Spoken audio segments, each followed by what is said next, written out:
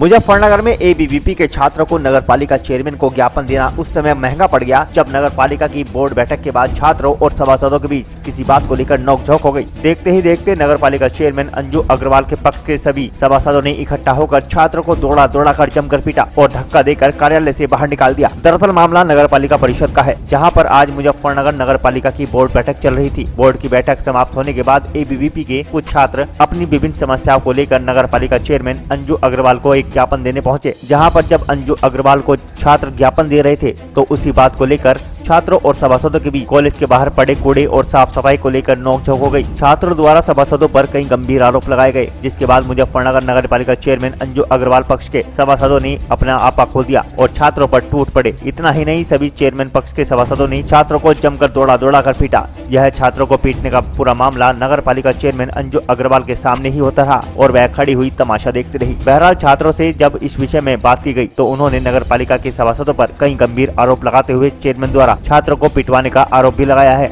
इस मामले में छात्र संगठन के कार्यकर्ताओं को गंभीर चोटें भी आई हैं। साहिबागो नगर पालिका के स्कूलों में जो मूलभूत सुविधाएं भी उपलब्ध नहीं है, उसके विषय में ज्ञापन देने आए थे।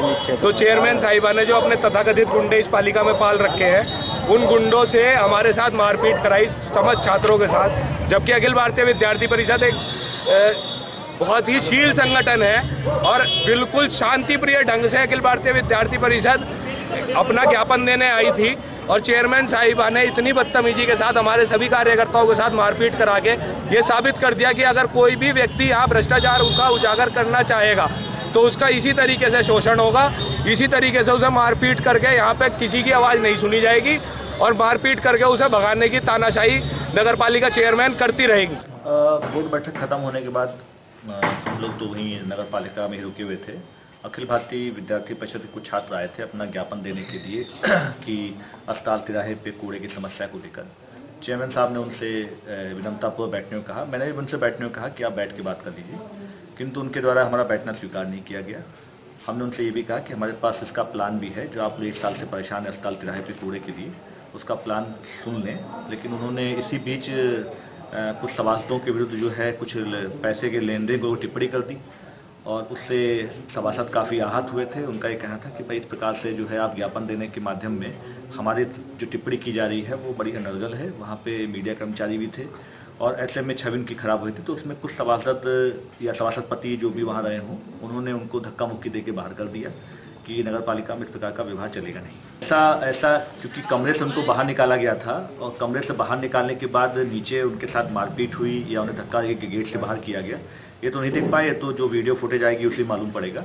लेकिन कमरे से उनको इसलिए निकाला गया कि वो सफाई क्रम उनके सभासदों के विरुद्ध जो है अभद्र टिप्पणी की थी और टिप्पणी शोभनीय भी नहीं है। वो अपनी मांगों को लेकर आए थे और हम उनकी मांगों को सुन भी रहे थे। हम उनसे विनम्रतापूर्वक बैठने का विरोध करते थे कि भाई जो कूड़े का प्लान है उस पर बोर्ड बैठक में भी पूरी चर्चा हो चुकी थी कूड़े के प्लान को लेकर, और किंतु उनके संज्ञान में था भी नहीं कि बोर्ड बैठक में आज क्या प्लान बने थे। हम उन्हें समझा ही रहे थे, लेकिन उनमें से किसी एक छात्र ने जो टिप्पणी की उनसे संभवतः सभासद आहत हुए होंगे, उन्हें काफ़ी बुरा लगा, उन्होंने उनको बाहर किया।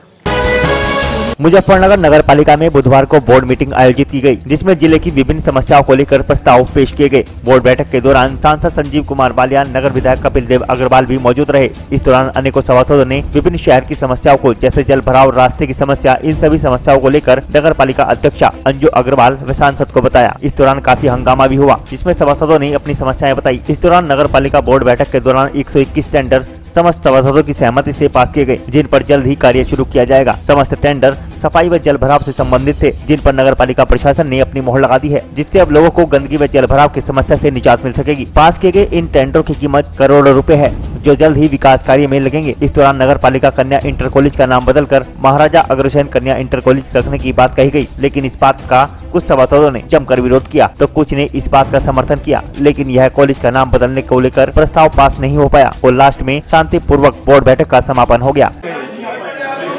आज की हमारी बोर्ड मीटिंग एक ऐतिहासिक मीटिंग रही, क्योंकि इसमें हमारे माननीय सांसद जी, माननीय विधायक जी आए थे और बहुत ही अच्छा लगा हमें उनके आने के बाद। और सारे लोग हमारे जो प्रस्ताव से सब बहुत सबने हाथ उठा करके समर्थन किया, सब प्रस्ताव रखे गए और जो भी उनकी समस्याएं थी 50 आदमी रहे वो भी रखे गए, शमशान का था वो भी रखा गया है। और कहने का मतलब ये है कि हमें शहर में विकास करना है मिलजुल। सांसद जी भी हमारा सहयोग करेंगे और हमारे विधायक जी भी हमारा सहयोग करेंगे, तो हम बहुत कुछ कर सकेंगे अपने शहर में, क्योंकि ये सफाई की समस्या एक गंभीर समस्या है।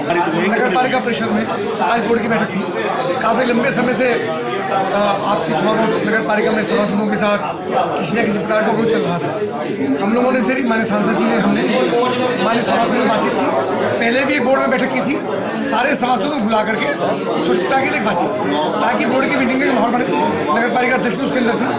आज फिर बोर्ड की बैठक हुई, माननीय सांसद जी और हम बोर्ड बैठक में आकर के नगर पालिका अध्यक्ष जी की अध्यक्षता में बोर्ड की बैठक हुई। जो प्रस्ताव इसके अंदर आए, पहली बोर्ड की बैठक थी, उसके बाद दूसरा एक एजेंडा जारी हुआ था, उसके बाद एक पूरा एजेंडा और हुआ। एक प्रस्ताव में जो शमशान घाट का प्रस्ताव था, उसमें चूंकि शमशान घाट का प्रस्ताव पहले से पास था, गत बोर्ड की जो यानी हमारे कार्यकाल का बोर्ड बैठक थी, उसमें सर्वसम्मति प्रस्ताव पास था, वहाँ पर शमशान घाट बने ऐसा प्रस्ताव और अन्य सभी प्रस्ताव जैसे बोर्ड में पारित हुए और किसी प्रकार की कोई बात की तो हुई तो अध्यक्ष जी सभासद हम लोग बैठ के बातचीत करें। सबसे बड़ा एजेंडा ये है कि नगर में सामूहिक विकास हो, स्वच्छता हो और नगर पालिका में 14 वित्त पैसा पड़ा है काफ़ी सारा। बोर्ड फंड में भी आमदनी बढ़े, कर्मचारी बढ़ाए गए 50, उनका सर्वसम्मति प्रस्ताव पारित हुआ है। इस प्रकार के प्रस्ताव पारित हुए, मुझे लगता है कि नगर अब तेजी से विकास के पथ पर जुड़े। यह है कि नगर पालिका इंटर कॉलेज का नाम है, उसमें ये प्रस्ताव आया कि महाराजा अग्रसेन कन्या इंटर कॉलेज ऐसा उसका नाम प्रस्ताव आया। उसमें लोगों का सुझाव ये था समाज के लोगों का कि अगर ऐसा नाम बदला जाएगा तो समाज के जो खास तौर पर वैश्य समाज के लोग उनके नाम से वहाँ पर कुछ कक्ष, कोई हॉल, चूँकि बहुत साधारण और निर्धन वर्ग की बालिका वहाँ पर पढ़ती है, सब समाज की बालिका, तो वहाँ पे कमरों की कमी है, हॉल की कमी है, गेट बहुत खराब हो रहा है, यानी बिल्डिंग बहुत खराब हो रही है। तो कुछ लोगों का प्रस्ताव था कि महाराजा अग्रसेन के नाम से हम वहाँ पर अपने नाम से भवन वहाँ बनवा सकते हैं, तो हॉल कमरे वहाँ पे बनाए जाते हैं। इस लोगों ने डोनेट करने का वादा किया है, इसलिए प्रस्ताव आया कि महाराजा अग्रसेन के नाम से होगा तो कुछ दानी लोग उससे पैसा लगा सकते हैं। फरीदाबाद की क्राइम ब्रांच सेक्टर 30 ने इंटरनेशनल ड्रग सप्लायर को गिरफ्तार किया है, जिसके कब्जे से 6 किलो 466 ग्राम चरस बरामद की गई है, जिसकी कीमत लगभग 50 लाख रुपए बताई जा रही है। आरोपी मूल रूप से लंदन के एक बार में सुपरवाइजर के रूप में काम करता था और लंदन से ही है, जो कि भारत के अंदर चरस लेने आता है। इसके बाद वह चरस की सप्लाई दूसरे देशों में करता है, जिससे उसको अच्छी कीमत मिलती है। फरीदाबाद की क्राइम ब्रांच सेक्टर 30 में एक इंटरनेशनल ड्रग सप्लायर को उस समय गिरफ्तार किया है जब वह लगभग 50 से 60 लाख रुपए की कीमत की ड्रग्स भारत से लंदन ले जा रहा था। यह ड्रग सप्लायर मूल रूप से लंदन के एक बार में सुपरवाइजर की नौकरी करता है और इससे पहले भी वह यहाँ पर कई बार आ चुका है। आरोपी के माता पिता भी मूल रूप से इंग्लैंड के ही रहने वाले बताए जा रहे हैं। फिलहाल पुलिस ने आरोपी को 6 किलो 466 ग्राम चरस के साथ गिरफ्तार कर लिया है और गहनता से पूछताछ में जुट गई है। ये सत्यम नाम है इसका और ये चरस के साथ जा रहा था, तो इसको हमने पकड़ा है और 6 किलो 466 ग्राम इससे चरस बरामद हुई है। ये कहाँ से लाता था और कहाँ बेचता था और कितने इसमें आरोपी हैं? अभी तक की पूछताछ में हमें ये पता लगा है कि ये अलीगढ़ से इसको लेके आया था और यहीं से इंडिया से लेके बाहर नेपाल, हांगकांग और अन्य देशों में ये जाता है, जहाँ पे इंटरनेशनल मार्केट में इसकी कीमत ज़्यादा है, इसलिए इसको बाहर विदेशों में बेचता है। कितनी चरस होगी और उसकी लगभग कीमत क्या होगी? ये 6 किलो 466 ग्राम है टोटल और इंटरनेशनल मार्केट में इसकी वैल्यू कुछ लगभग 50 से 60 लाख के बीच में बतलाई गई है। अगर पूछताछ में पता लगा हो तो ये कब से कर रहा है और इसका मेन जो है उसका कारोबारी मेन आदमी कौन है? मेन अभी तक तो यही पता लग पा रहा है हमें, यही है। इसकी मदर है वो इंग्लैंड में रहती हैं, लंदन में, और फादर इनके हांगकांग में रहते हैं और इंडिया 3-4 बार आ चुका है ये, और वाया नेपाल, कभी सीधा हांगकांग, ऐसे ट्रैवल ये करता है। तो बाकी रिमांड के दौरान पता करेंगे और इसके साथ में कौन कौन इसमें है इन्वॉल्व। तो ये पेशे सिर्फ यही काम करता है या और भी कोई काम करता है? ये लंदन में एक बार है द पान बार, उसमें ये सुपरवाइजर था और है, मतलब तो वहाँ भी नौकरी करता है ये और साथ के साथ ये काम भी करता है। अभी इसको अरेस्ट किया है हमने, आज कोर्ट में पेश करेंगे और इसका रिमांड लेके आएंगे। एसएसपी सुधीर कुमार सिंह के निर्देशन में चलाए जा रहे शातिर धरपकड़ अभियान के तहत सिविल लाइन थाना पुलिस को बड़ी सफलता मिली है, जहां कच्ची सड़क चौकी प्रभारी चंद्रसेन सैनी द्वारा पुलिस टीम के साथ बजेडी फाटक के निकट चेकिंग अभियान चलाया गया था, जिसमें पुलिस टीम ने चेकिंग के दौरान 3 संदिग्ध युवकों को पकड़ लिया, जिनके कब्जे से भारी मात्रा में नशीली दवाइयां और मादक पदार्थों के साथ साथ तमंचे, कारतूस और चोरी किए गए भारी मात्रा में मोबाइल भी बरामद किए हैं। पकड़े गए तीनों युवकों को पुलिस ने मुकदमा दर्ज कर जेल भेज दिया है। आज कमांडर महोदय के आदेश से संदिग्ध व्यक्तियों और वाहनों की सघन चेकिंग चल रही थी, बैंक सुरक्षा की चेकिंग चल रही थी और इसी दरम्यान चेकिंग के दौरान ही बजेड़ी अंडर के पास से कुछ संदिग्ध लोग दिखे और जिनको चेक किया गया तो उनके पास से 2 तमंचे, 3 कारतूस मिले, मोबाइल सेट 5 मिले हैं जो कि चोरी के प्रतीत हो रहे हैं, 1 मोटरसाइकिल मिली है और ये सभी लोग जो है बाद में जानकारी तहकीकात कर पता चला कि ये लोग मोबाइल चोरी अक्सर कर लेते हैं, पर्स छीन लेते हैं। एक किसी महिला का छीना हुआ पर्स की भी घटना इससे जुड़ी हुई है। इस संबंध में पंजीकृत कर लिया गया है और बेचा की जा रही है। बेचा के दौरान हो सकता है इसके साथ और उनके गैंग का खुलासा हो और साक्ष्य के आधार पर जो सत्यता सामने आएगी कार्रवाई की जाएगी।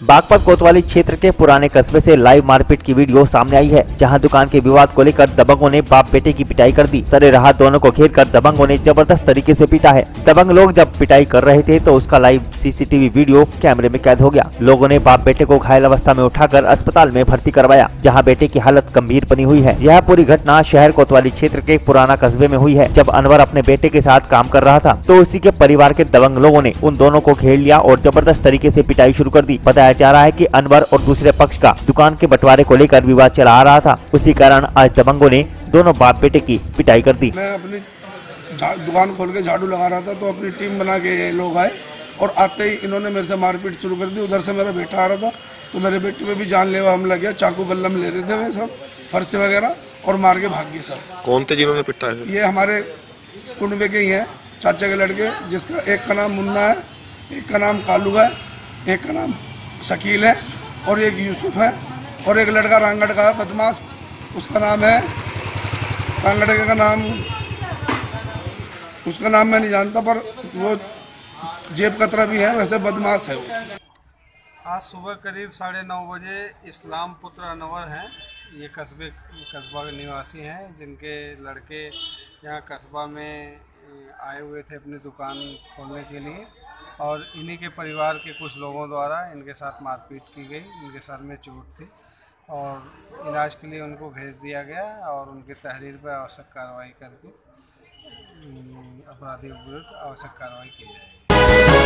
बागपत के बूढ़पुर रेलवे स्टेशन के पास प्रेमी युगल ने सुसाइड कर लिया है। लड़का और लड़की दोनों ने ट्रेन के आगे कूदकर मौत को गले लगा लिया। पैसेंजर ट्रेन के आगे कूद जाने से दोनों की कटकर दर्दनाक मौत हो गई। बताया जा रहा है कि परिजनों द्वारा शादी से इनकार करने पर प्रेम में विफल हो गए, जिस कारण दोनों ने मौत को गले लगा लिया। मौके पर पहुंचे पुलिस ने दोनों के शवों को उठवाकर पोस्टमार्टम के लिए भिजवा दिया है और मामले की पड़ताल शुरू कर दी है। मृतक लड़की बागपत के बूढ़पुर गाँव की रहने वाली है, जबकि लड़का शामली के झिंझाना कस्बे का रहने वाला बताया जा रहा है। दोनों एक ही ईंट भट्टे पर काम करते थे और पिछले काफी समय से दोनों में प्रेम प्रसंग चला आ रहा था। वहीं जब दोनों ने परिवार वालों से शादी की बात की तो उन्होंने इनकार कर दिया, जिससे हताश होकर आज दोनों ने ट्रेन के आगे कूदकर आत्महत्या कर ली। लड़की की उम्र 21 साल बताई जा रही है, जबकि युवक 30 साल का था। मृतक लड़के का नाम सोमपाल था, जो झिंझाना से आकर बागपत के बूढ़पुर में ईंट भट्टे पर मजदूरी किया करता था। उसी भट्टे पर लड़की भी ईंट बनाने का काम करती थी। पुलिस भी मामले में प्रेम एंगल से इनकार नहीं कर रही है। एडिशनल एसपी राजेश कुमार श्रीवास्तव का कहना है कि दोनों ने प्रेम प्रसंग के चलते आत्महत्या की है और बाकी इसके कारणों की जाँच की जा रही है।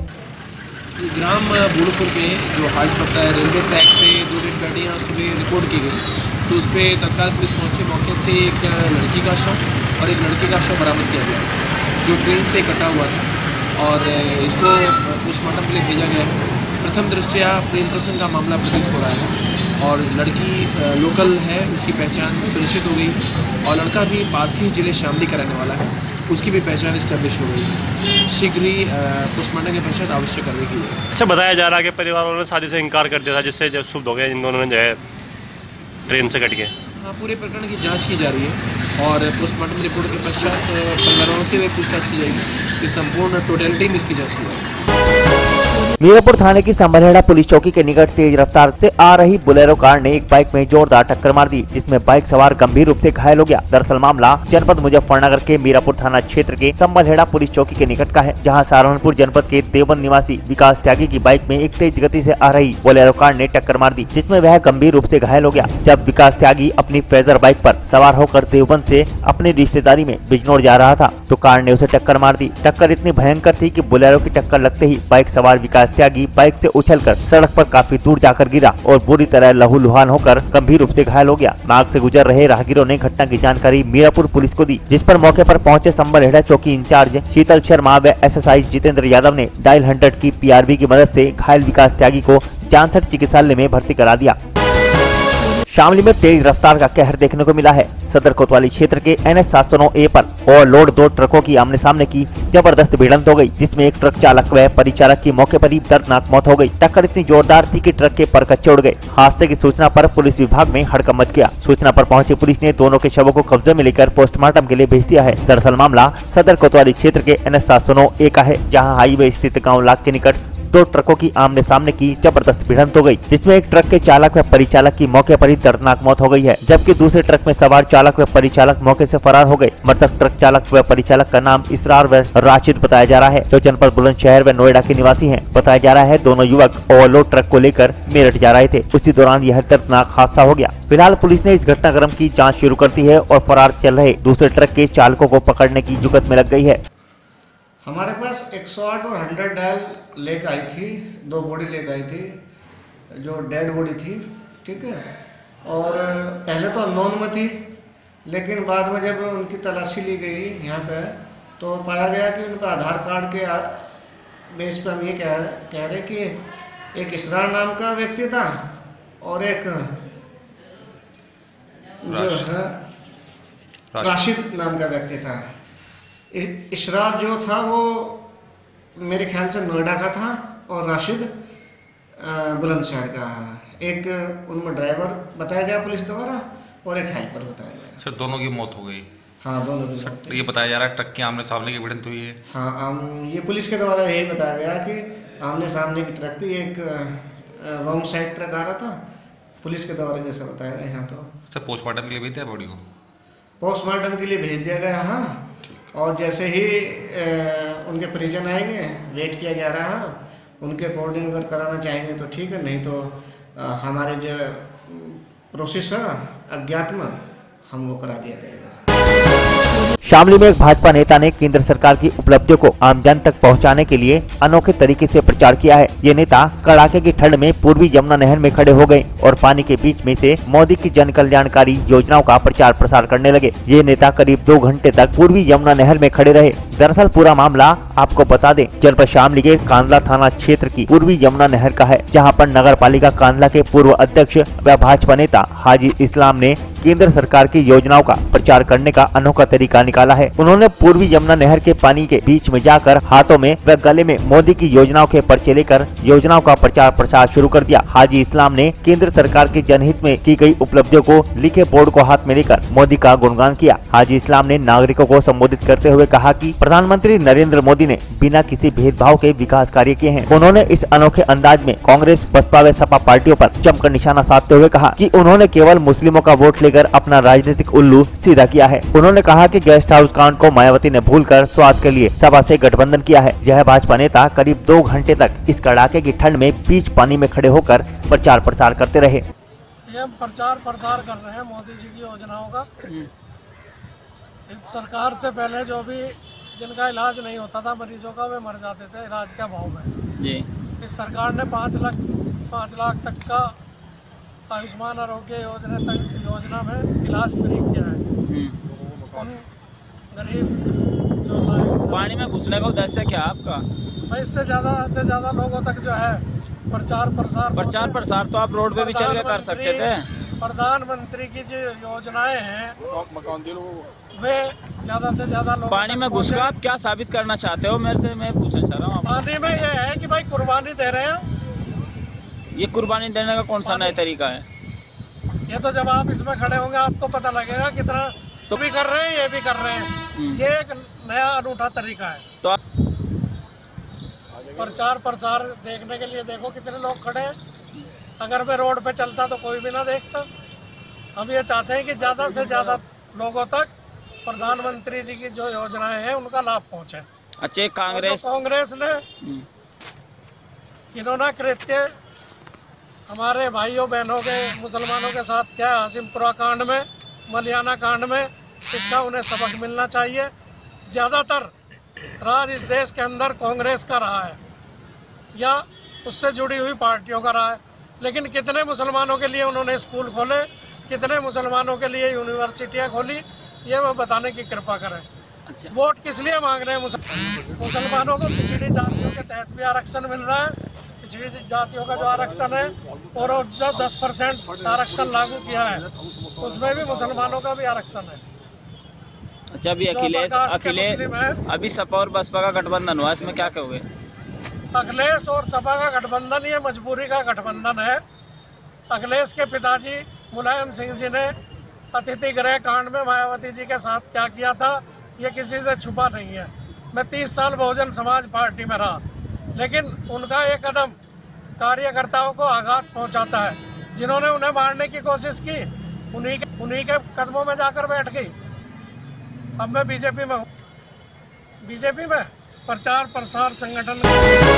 शामली में सड़कों पर घूम रहे आवारा पशुओं, बढ़ती बिजली दरों व गन्ना भुगतान की मांग को लेकर किसानों ने धरना प्रदर्शन किया है। शामली कलेक्ट्रेट में सैकड़ों की संख्या में पहुंचे किसानों की मांग थी कि शुगर मिल किसानों का गन्ना बकाया भुगतान नहीं कर रहा, जिसकी वजह से किसान परेशान हैं और किसानों को अनिश्चितकालीन धरने पर बैठने को मजबूर होना पड़ रहा है। आपको बता दें, सैकड़ों की संख्या में किसान शामली कलेक्ट्रेट में पहुंचे थे, जहाँ किसान यूनियन के बैनर तले धरना दे रहे किसानों की मांग है कि शामली शुगर मिलों पर करीब 300 करोड़ रुपए गन्ने का बकाया भुगतान है। यही नहीं, पिछले सत्र का भी करीब 110 करोड़ रुपए किसानों का बकाया है। वहीं किसानों की फसलों को खराब कर रहे आवारा पशुओं की वजह से किसानों की खेती पर असर पड़ रहा है, जिसकी ओर प्रशासन ध्यान नहीं दे रहा। गन्ना भुगतान न होने से किसान अपने बच्चों की परवरिश करने में परेशानी महसूस कर रहा है। धरने पर पहुंचे किसान यूनियन के नेताओं का कहना है कि जब तक प्रशासन उनकी मांगों को नहीं मानता तब तक उनका अनिश्चितकालीन धरना जारी रहेगा। वहीं धरने पर बैठे किसानों ने जिला प्रशासन के खिलाफ नारेबाजी करते हुए अपना विरोध जाहिर किया। सरकार को चेताने का काम किया है कि किसान बहुत परेशान है, दुखी है, उसकी फसलों का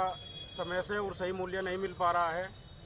बिजली की दरें बढ़ा दी है और बार बार बिजली के बिल के लिए गांव में लोग कर्मचारी जा रहे, किसान को गन्ने का भुगतान नहीं हुआ तो बिजली का पेमेंट नहीं कर रहे, उन पर मुकदमे किए जा रहे।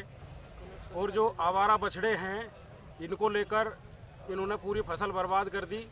तो हमारा आज का जो आंदोलन है, हमारी मांग है कि सरकार तत्काल रूप से पूर्ण रूप से गन्ने का भुगतान करे, बिजली के सभी मुकदमे वापस ले और जितने बछड़े हैं इनकी कोई ना कोई व्यवस्था करे, नहीं तो 15,000 रुपये प्रति बीघा के हिसाब से किसान को मुआवजा दे जिनकी फसलों का नुकसान बछड़े कर रहे हैं। हमारे कई खापों के बाबा जी, हमारे गठवाड़ा खाप के बाबा जी राजेंद्र जी, बाबा जी चौधरी शाम सिंह जी और सब लोग आए हुए हैं। जो इनका आदेश होगा उस निर्णय पर आगे संगठन काम करेगा और हम चाहते हैं कि सरकार जल्द से जल्द हमारी बात सुने, नहीं तो जो बाबा जी ने कहा है कि हम लोग रेल रोकने का, सड़क रोकने का, जैसे भी हमारी बात सरकार सुन सकती है वो भरसक प्रयास करेंगे।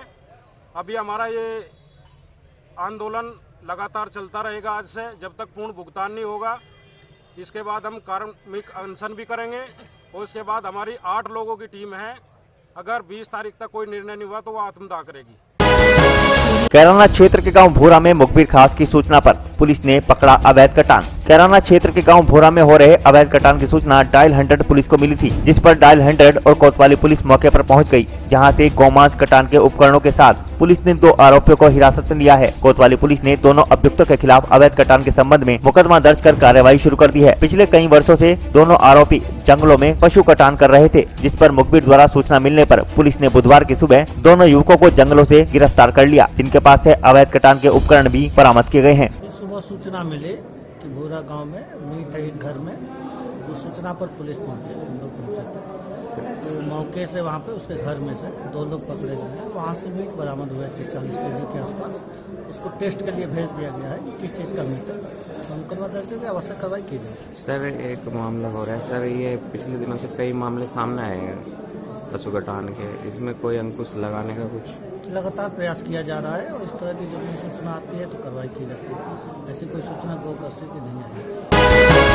जनपद सहारनपुर में पासपोर्ट सेवा केंद्र का शुभारंभ सांसद राघव लखनपाल शर्मा ने किया। अरसेबाद जिले को पासपोर्ट सेवा केंद्र मिला है। मुख्य डाकघर स्थित पासपोर्ट कार्यालय का मंगलवार को आगाज हो गया। पासपोर्ट केंद्र में 2 अधिकारी गाजियाबाद से नियुक्त किए गए हैं। पासपोर्ट कार्यालय के निर्माण का कार्य काफी समय से चल रहा था, जिसको सोमवार को अंतिम रूप दे दिया गया। मंगलवार को पासपोर्ट कार्यालय की विधिवत रूप से शुरुआत की गई। सांसद द्वारा पासपोर्ट कार्यालय का शुभारंभ किया गया। पासपोर्ट कार्यालय की जगह को लेकर काफी समय से रस्साकसी चल रही थी। सांसद राघव लखनपाल ने प्रयास कर मुख्य डाकघर में कार्यालय खुलने पर अंतिम मोहर लगाई। पासपोर्ट बनवाने के लिए लोगों को कई दिनों तक गाजियाबाद के चक्कर काटने पड़ते थे, लेकिन अब ऑनलाइन आवेदन करने के बाद सभी पासपोर्ट की प्रक्रिया सहारनपुर स्थित कार्यालय पर ही पूरी होगी। शुरुआत में नए पासपोर्ट और पासपोर्ट नवीनीकरण के आवेदन कर सकेंगे। कुछ माह बाद पासपोर्ट संबंधी सभी कार्य सहारनपुर पटल पर ही किए जाएंगे। बिजनौर वन प्रभाग नजीबाबाद की कोडिया रेंज में गुलदार के शव मिलने से हड़कंप मच गया। मौके पर पहुंचे वन विभाग के अधिकारी और जांच शुरू कर दी। सोमवार की देर रात किसी समय वन विभाग को सूचना मिली कि कोडिया रेंज के कक्ष संख्या 4 मोहनवाली में गुलदार का शव पड़ा है। सूचना मिलने पर प्रभारी डीएफओ अखिलेश चंद्र मिश्रा व रेंजर राम गोपाल चौहान टीम के साथ मौके पर पहुंचे और उन्होंने इसकी सूचना वन विभाग के आला अधिकारियों को दी। पोस्टमार्टम के लिए पशु चिकित्सकों का पैनल गठित कर दिया गया है। वहीं सूचना मिलते ही सीएफ मुरादाबाद भी मौके पर पहुंच गए। प्रभारी डीएफओ अखिलेश चंद्र मिश्रा ने बताया कि आपसी संघर्ष में गुलदार की मौत होने की संभावना जताई जा रही है। पास से एक बड़े गुलदार के पश्चिम मिलना व गाय का मृत शरीर पाया जाना इस बात की ओर इशारा कर रहा है कि आपसी संघर्ष में गुलदार की मौत हुई है। गुलदार के गर्दन पर पंचे के निशान भी मिले हैं।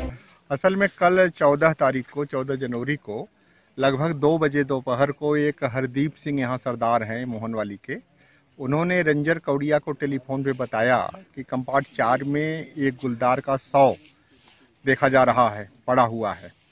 तुरंत इन्होंने हमको फ़ोन किया, हम राजगढ़ में थे और वहाँ से हम तुरंत भागे आए। ये लोग भी पूरे स्टाफ के साथ आए और यहाँ पे जो प्राथमिक निरीक्षण किया गया उसके आधार पे लगा कि यहाँ गाय मरी हुई है और गाय मरी हुई फेंकी गई है गांव से, ऐसा कि लोगों ने बताया कि बीमार थी और उसमें पीछे से खाया गया है कुछ, तो हो सकता है उसके गंध से ये आया हो और इसके गर्दन पे जो बाल उलझे हुए हैं और गर्दन के पास जो दांत के निशान दिखाई दे रहे हैं, तो लगता है संघर्ष हुआ हो। एक बड़ा भी पगमार्क उसके दिख रहे हैं, तेंदुए के ही, गुलदार के ही, तो हो सकता है उससे इसका संघर्ष हुआ हो और उसने इसको मार दिया हो। और ये पगमार्क जो इधर जाने वाले दिखाई दे रहे हैं, तो लगता है कि ये तो मर गया और मारने वाला इधर से गुजरा होगा, जंगल में गया होगा। फिर इसके बाद अधिकारियों को सूचना दी गई और जैसे निर्देश मिले कि ये डॉग स्क्वाड ले आइए और ये आरबीआई से जो है बरेली से वो आएगा। बिजनौर के नजीबाबाद में पुलिस पर उत्पीड़न और अवैध वसूली का आरोप। बिजनौर में नजीबाबाद पुलिस पर उत्पीड़न और अवैध वसूली का आरोप लगाते हुए रिक्शा चालकों ने चक्का जाम किया। रायपुर रोड पर सैकड़ों की तादाद में ई रिक्शा चालक इकट्ठा हुए, जहां पर उन्होंने पुलिस प्रशासन के खिलाफ जमकर नारेबाजी की। रिक्शा चालकों का आरोप है कि आए दिन पुलिस चेकिंग के नाम पर उनका उत्पीड़न कर रही है। इस मामले को लेकर जब रिक्शा यूनियन का अध्यक्ष तहसील दिवस में पहुँचा तो सीओ ने अध्यक्ष के खिलाफ ही 107-16 करने की बात कही, जिस पर रिक्शा यूनियन भड़क गयी। रिक्शा हड़ताल से राहगीर भी भटकते नजर आए। शहर में चलने वाली ई रिक्शाओं को यूनियन ने जबरदस्ती मैदान में इकट्ठा किया गया, जिससे लोग रिक्शा के इंतजार में भटकते रहे। इस मामले को लेकर अधिकारी कैमरे के सामने कुछ भी बोलने से कतराते हुए नजर आए। ऑफ कैमरे पर सीओ बोले कि बिना रजिस्ट्रेशन के रिक्शा शहर में नहीं चलने दी जाएगी। इसलिए है कि आज दिन रिक्शा वालों को परेशान पुलिस कर रही है। पुलिस पैसे लेती है और रिक्शा छोड़ देती है, 10-5 रिक्शा पकड़ती है फिर छोड़ देती है। अगर ये अवैध कभी अवैध बता के किसी के लाइसेंस नहीं करी है, किसी न किसी बहाने पे किसी न किसी रोज के कोई न कोई रोजाना, कल भी एक रिक्शा वाले का हाथ तोड़ दिया, किसी रोज गाली गलौज हर तरह से पुलिस परेशान कर रही है। इसलिए आज हमने विशेष करके आज एक मीटिंग ली ताकि हम ये रिक्शा वाले बता दें, एसडीएम को एक मनोरंजन देंगे कि ताकि अगर वो कहे तो हम रिक्शा चलाएं शहर में, ना कहे तो हम रिक्शा नहीं चलाएंगे। इसकी कहीं पर कोई शिकायत की आपने? हमने सबको शिकायत कर दी थी, पहले एसडीएम से भी सीओ से भी शिकायत हुई हुई है कि साहब जो हमारी रिक्शा हैं वो रिक्शा जो हमने अपना आप जो 1 लाख रुपया की रिक्शा खरीदी तो हमने उसकी रसीदें भी दिखा दी इन्होंने। जो डीलर ने रिक्शा बेची है उन रिक्शा वालों को, उन डीलरों की तो कोई कार्रवाई नहीं हुई, सिर्फ रिक्शा वालों के खिलाफ हुई, क्योंकि हमने हमारे घर पर नहीं बनी ये रिक्शा, हमने तो 1 लाख रुपया देके खरीदी। अब ये डीलर ने बेची गई और डीलर ने बेची तो डीलर ने किसे बेची उसका नाम है, रसीद दे रहे हैं हम। अब आप क्या चाहते हो? हम ये चाहते हैं कि हमारी ये रिक्शा चले, जो ये रिक्शा लेना चाहें, जो सरकार का है, इसमें नियम बनाया गया, सरकार को हम वो देने के लिए तैयार है। लेकिन यही रिक्शा चले, वो चाहते हैं कि नहीं दूसरी रिक्शा, ये रिक्शा हम बंद कर दें और दूसरी रिक्शा चलाएं। तो ऐसा कैसे करेंगे? 1 लाख रुपए का हम दूसरे कहाँ ले जाके डालें? अगर आपकी सुनवाई नहीं होता है, आपका अगला कदम क्या होगा? अगला कदम ये होगा कि हम पूरे जिले में एक जिले की मीटिंग ले लेंगे, क्योंकि हम जिले से जुड़े हुए हैं। मैं जिले का उपाध्यक्ष पहले भी चल रहा था, और इसलिए अगर पूरे जिले ये नहीं हो तो हम पूरे जिले में रिक्शा नहीं चलाएंगे और अपनी मांग आला अधिकारी के सामने रखेंगे। एक आपके चैरियर के माध्यम से हम योगी जी से भी ये प्रतिनिधिमंडल मिलेगा। अगर हमारे यहाँ का प्रशासन नहीं मानता तो योगी जी से ही मिलेंगे, राज्यपाल से ही मिलेंगे, राज्यपाल तक से भी। अगर हमें जाना पड़ा तो कोर्ट भी जाएंगे। हमें गरीब आदमी, हम अपने बाल बच्चों को रोजी रोटी कमाने आए, हम चोरी नहीं है। हम कहते हैं हम चोर नहीं है, कोई अपराध नहीं कर रहे हैं, ना ही अपराध हम करेंगे। लेकिन अगर ये अपराध है रिक्शा चलाना और अपने बच्चों को रोटी कमाना, तो ये हम अपराध करते रहेंगे। इस अपराध करने से हम नहीं डरेंगे, क्योंकि हम अपने बच्चों को रोटी कमा रहे हैं। हम अगर किसी को नुकसान पहुंचाते हैं, इसकी जिम्मेदारी हमारी। हमारा कोई रिक्शा वाला ऐसा नहीं है कि जो किसी को नुकसान पहुंचाना चाह रही है। बिजनौर के झालू रेलवे स्टेशन पर रात के समय एक व्यक्ति की ट्रेन से कटकर दर्दनाक मौत हो गई। जानकारी के अनुसार कस्बा झालू के मोहल्ला सराय निवासी तेजपाल पुत्र गंगाराम 65 वर्षीय मानसिक रूप से बीमार चल रहे थे। बीती रात वह घर से लापता हो गया था। घर वाले उसको इधर उधर खोज रहे थे। सुबह प्रातः 8 बजे उनको सूचना मिली कि एक व्यक्ति झालू रेलवे स्टेशन पर मृत पड़ा है। सूचना मिलते ही झालू निवासी घटनास्थल की ओर दौड़ पड़े। वहाँ का मंजर देखकर सभी का कलेजा मुंह को आ गया। शव टुकड़ों में कटा हुआ था। शव की शिनाख्त तेजपाल पुत्र गंगाराम के रूप में हुई है। सूचना मिलते ही झालू चौकी प्रभारी सुनील कुमार पुलिस फोर्स के साथ मौके पर पहुंच गए और शव का पंचनामा भरकर पोस्टमार्टम के लिए बिजनौर अस्पताल को भेज दिया। वहीं परिजनों का रो रो कर बुरा हाल है। सूचना मिलने पर झालू चेयरमैन शहजाद अहमद मौके पर पहुंचे और परिजनों को सांत्वना दी। शहजाद अहमद चेयरमैन ने पीड़ित परिवार को मौके पर 5000 रुपए की आर्थिक मदद दी और कहा कि हम पीड़ित परिवार के साथ हैं, जो भी सहायता होगी हम करेंगे। इसका हमें डर बना रहता था ताकि ये घर पे किसी से झगड़ा ना करे या बस्ती में किसी से झगड़ा ना करे। तो अपना हमने इनकी रिक्शा घर खड़ी करा दी थी, और ये जब से इनके दारू छूटी थी, जब से इनका दिमाग मतलब परेशान होता था, हलचल मची रहती थी कि मतलब मुझे दारू लाओ। तो हमने दारू को ये कह देते हैं आपका हम इलाज कराएंगे देहरादून से। जो मानसिक रोग वाले दिमाग के डॉक्टर हैं विनीत कुमार, देहरादून रहते हैं, वो दिमागी इलाज करते हैं। रात कहाँ थे? रात तो करीबन 3-4 बजे हमें गेट खुला हुआ मिला घर का। तो घर से अपना देखा तो हमने तो ये नहीं मिले हमें। सुबह हमें 8 बजे खबर आई कि किसी ने बताया कि मतलब ऐसे तुम्हारे पापा वहाँ लाइन पर पड़े हैं और उनकी डेथ हो चुकी है। बिजनौर जनपद की 3 शुगर मिलों पर किसानों का बकाया गन्ने का पेमेंट न करने पर राष्ट्रीय किसान मजदूर संगठन के बैनर तले किसान कलेक्ट्रेट ऑफिस पर पहुंचे, जहां किसान 4 दिनों से अनशन पर बैठे हैं। किसानों का आरोप है कि कोई भी अधिकारी न तो उनकी सूद लेने आया और न ही गन्ने के पेमेंट को लेकर अभी तक कोई बातचीत हुई है। किसानों का कहना है कि वो अन्न और जल त्याग कर अनशन पर बैठे हैं। जब तक उन्हें गन्ने का पेमेंट नहीं मिलता तब तक वो अनशन पर ही बैठे रहेंगे। शुगर मिल मालिकों पर जनपद के किसानों का अभी तक पिछले साल का भी गन्ने का पेमेंट बाकी है, जिसे लेकर किसान प्रदेश सरकार से खासा नाराज है और लगातार प्रदर्शन भी कर रहा है। अभी हाल ही में प्रदेश सरकार द्वारा जनपद के अधिकारियों को निर्देशित किया गया था कि किसानों का जल्द पेमेंट मिल मालिकों द्वारा कराया जाए। इसके बावजूद भी अभी तक किसानों का पेमेंट नहीं हुआ है। किसान इस बकाये पेमेंट को लेकर कलेक्ट्रेट ऑफिस पर अनशन करने को मजबूर है। इसके बावजूद भी अभी तक किसानों का पेमेंट नहीं हुआ है। गन्ने का पेमेंट बिल्कुल नहीं हो रहा, पिछले साल का भी नहीं हुआ। मिल मालिक देने को तैयार नहीं है। और मैं एक बात और पूछना चाहता हूं सरकार से, क्या आमरण अनशन का मतलब क्या है? और जब आमरण अनशन पर हम बैठ गए हैं तो या तो सरकार हमारी मांग को पूरी करे, अन्य तो हम प्राण दे देंगे। हमें यहाँ से उठा कर भगा बना और उठा कर भगाती है सरकार। तो इसका मतलब है तानाशाही है, हिटलरशाही है। फिर प्रजातंत्र का नाम क्यों ले रहे हैं प्रजातंत्र? फिर प्रजातंत्र का मतलब क्या है? हम अपनी आहुति देने के लिए तैयार हैं।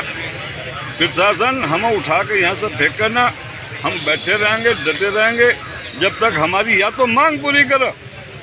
मांग पूरी नहीं करती है तो हम अपना प्राण देने के लिए तैयार हैं। मांग क्या है? गन्ने का पेमेंट कब नहीं रहे? 5 दिन से आप तो हड़ताल पर बैठे हो, कोई आया अधिकारी मिलना?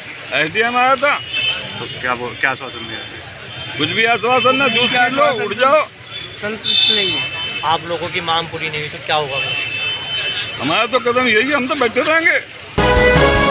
बिजनौर के शेरकोट वीडियो वायरल होते ही एक युवक जो कि लगभग 1 माह से लापता बताया जा रहा था, अपने परिजनों के साथ थाने आ पहुंचा। बता दें कि नगर में एक वीडियो तेजी से वायरल हो रहा था, जिसमें एक युवक को 2-3 युवक बेरहमी से पीट रहे हैं। जिस युवक को पीटा जा रहा है वह थाना क्षेत्र के गाँव भगोता निवासी आसिफ पुत्र आसिफ है, जो लगभग 1 माह से घर से गायब था। वीडियो वायरल होते ही आसिफ आज परिजनों के साथ थाने आ पहुंचा। उसने बताया कि जब वह एटीएम से पैसे निकालने गया था तो वहां पर मौजूद 3 युवकों ने उससे कहा कि तू लड़की को मैसेज करता है और उसे अपने साथ ले गए, जहां उसे डंडों से मारा। साथ ही धमकी दी कि यदि किसी को कुछ बताया तो जान से मार देंगे। धमकी से डरकर आसिफ घर वालों को बिना बताए कहीं चला गया था और अब पिटाई का वीडियो वायरल होते ही परिजनों के साथ थाने पहुंचा। जबकि आसिफ के भाई जफर ने पुलिस को तहरीर देकर अपने भाई के 11 जनवरी को एटीएम से पैसे निकालने व मोहल्ला आचारजहाँ के कुछ युवकों पर मारपीट व गाली गलौज का आरोप लगाया था। पुलिस ने तहरीर के आधार पर मुकदमा दर्ज कर पीड़ित को मेडिकल के लिए भेज दिया है। ये 3-4 दिन पहले की बात है कि एक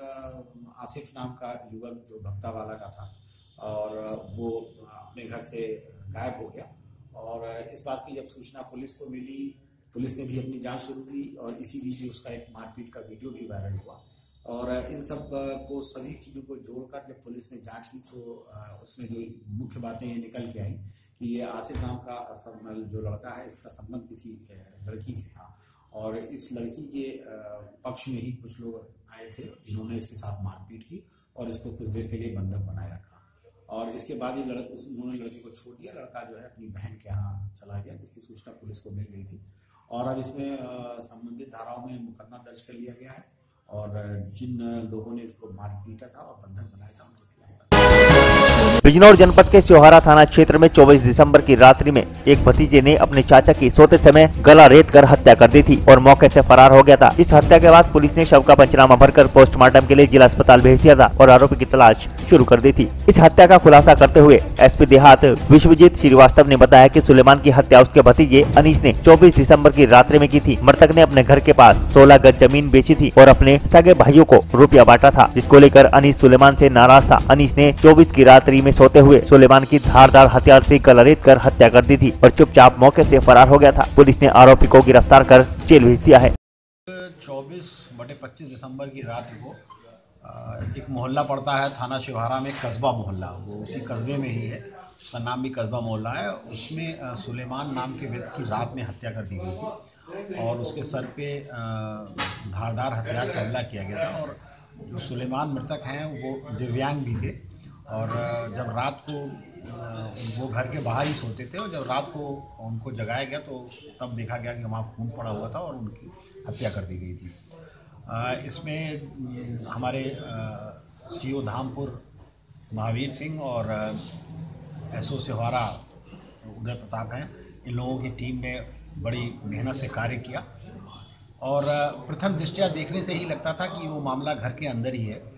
जब पूरी जानकारी की गई और जांच किया गया तो ये पता चला ये मुख्य रूप से भूमि विवाद से संबंधित मामला था और इसमें मृतक के पास 16 बीघे ज़मीन थी, 16 गज ज़मीन थी, जिसको इसका सगा भतीजा जो था अनीस वो लेना चाहता था।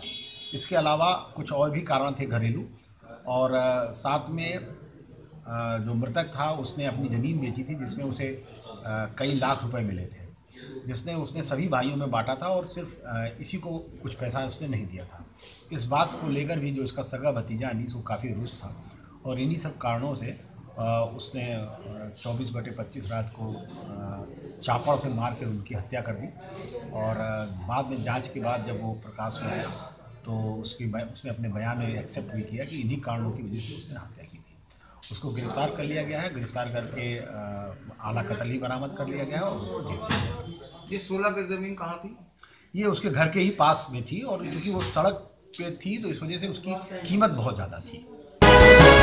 मुजफ्फरनगर कचहरी परिसर स्थित जिलाधिकारी कार्यालय पर जागरूक अभिभावक मंच समिति के बैनर तले जिला अधिकारी से मिलने और ज्ञापन सौंपते हुए पदाधिकारियों ने बताया कि निजी स्कूलों द्वारा अभिभावकों के फीस रूप में शोषण को ध्यान में रखते हुए जिला प्रशासन को सितंबर 2018 में जिला शुल्क कमेटी संबंधी नियमों को लागू करने का जिम्मेदार बनाया गया। पर 4 माह बीत जाने के बाद भी किसी स्कूल की फीस में कोई कमी नहीं आई है, जबकि अब तक नियमानुसार फीस का समायोजन हो जाना चाहिए था। अनेक जगहों पर शिक्षक व अभिभावक समिति का गठन नहीं हुआ है, जिस कारण बच्चों पर फीस का दबाव बनाया जा रहा है। यह दंडनीय अपराध की श्रेणी में आता है। स्कूलों में शिक्षा प्राप्त कर रहे बच्चों को पीने के पानी की बोतल भी घर से लेकर आनी पड़ती है। जिलाधिकारी महोदय से हम मिले हैं कि जो स्कूल कॉलेजों ने, जो प्राइवेट स्कूल हैं, जो इसके हैं NCERT के, इन्होंने बेताज़ा फीस अपने स्कूलों में कर दी है। हर साल बिल्डिंग के नाम पर फीस ले लेते हैं, कहीं बच्चों घुमाने जाने के नाम पर उल्टी सीधी फीस ले लेते हैं, और बहुत सारे ऐसे तरीके इन्होंने ड्रेस के नाम पर फीस, ड्रेस एक निर्धारित दुकान से लेनी होगी, दूसरी जगह ड्रेस नहीं मिलेगी, हर साल ड्रेस कोड चेंज करना। जो NCERT किताबें लगी हुई हैं, सरकार ने सख्त निर्देश दे दिया कि इन किताबों के अलावा कोई और किताब नहीं लगेंगी। उन्होंने उस निर्देश को तो मान लिया, लेकिन साथ में अपनी भी किताबें निर्गमित कर दी हैं, और वे भी लेना अभिभावकों की मजबूरी हो गई है। तो DM साहब से क्या आश्वासन मिला? DM साहब को हमने सारी स्थिति से अवगत करा दिया कि तमाम स्कूलों ने ऐसे हर साल फीस बढ़ा देते हैं। DM साहब ने कहा कि मैं पिछले साल का फीस स्टेटस और इस साल का फीस स्टेटस मंगाकर इसकी एक कमेटी बनाकर जांच करेंगे और दोषियों के खिलाफ कार्रवाई करेंगे।